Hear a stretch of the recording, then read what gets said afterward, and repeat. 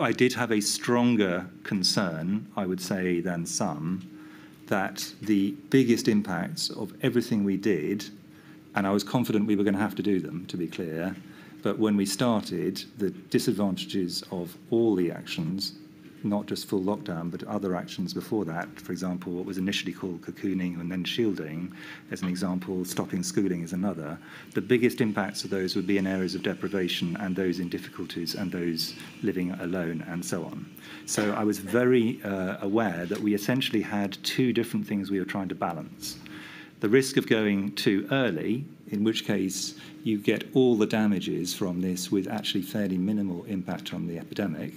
and the risk of going too late, in which case you get all the problems of the pandemic running away. Now, as we will, I'm sure, come on to, my view is, with the benefit of hindsight, we went a bit too late on the first wave, and I've been very clear about that for some time.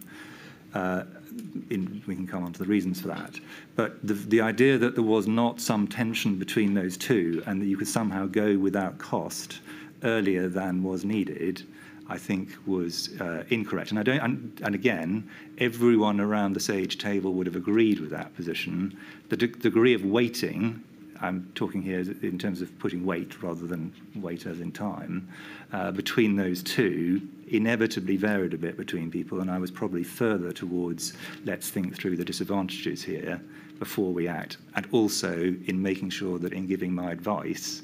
that ministers were aware of both sides of the equation.